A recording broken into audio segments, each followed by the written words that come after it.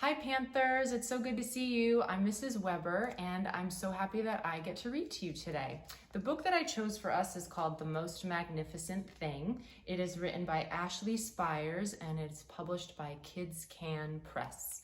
The main character in our book today has an assistant with her at all times, so I thought I would introduce you to my assistant as well. His name's Hank. Hankies. Hank. Hank. Hi, buddy. He's ready to read it. All right. Sleeping on the job, eh? The Most Magnificent Thing. Written and illustrated by Ashley Spires.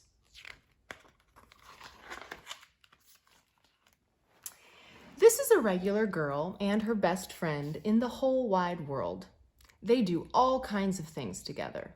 They race, they eat, they explore, they relax. She makes things, he unmakes things. One day, the girl has a wonderful idea. She is going to make the most magnificent thing. She knows just how it will look. She knows just how it will work. All she has to do is make it, and she makes things all the time. Easy peasy. First, she hires an assistant. You can show my face too. Oh. Next, they gather their supplies. They set up somewhere out of the way and get to work.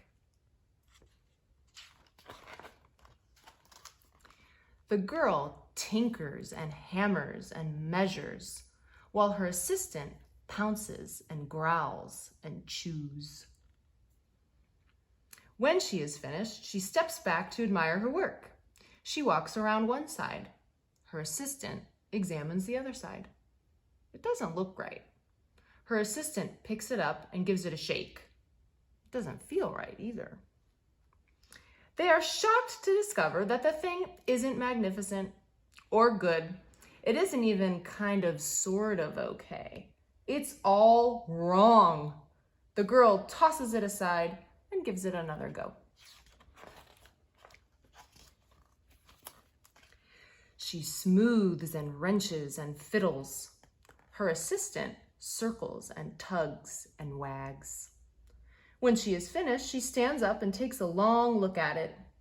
Her assistant gives it a nudge with his paw. The thing is still wrong. She decides to try again. The girl saws and glues and adjusts. She stands and examines and stares. She twists and tweaks and fastens. She fixes and straightens and studies. So many good verbs in this book. She tries all different ways to make it better. She makes it square. She makes it round. She gives it legs. She adds antenna. She makes it fuzzy. She makes it long, short, rough, smooth, big, small. One even smells of stinky cheese. But none of them are magnificent. Her hard work attracts a few admirers, but they don't understand. They can't see the magnificent thing that she has in her mind. She gets mad.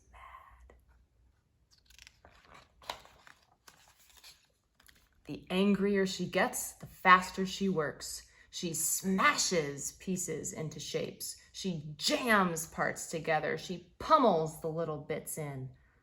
Her hands feel too big to work, and her brain is too full of all the not right things. If only the thing would just work. Crunch. The pain starts in her finger. It rushes up to her brain, and she explodes. It is not her finest moment. I'm no good at this. I quit. Her assistant suggests a walk.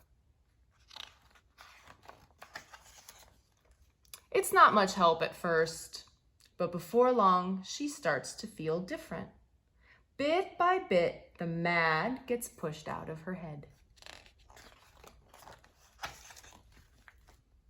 As they stroll along, she comes across the first wrong thing she made.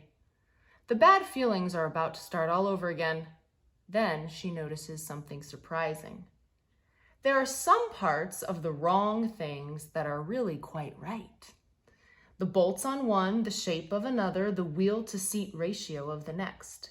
There are all sorts of parts that she likes. By the time she reaches the end of the trail, she finally knows how to make the thing magnificent. She gets to work.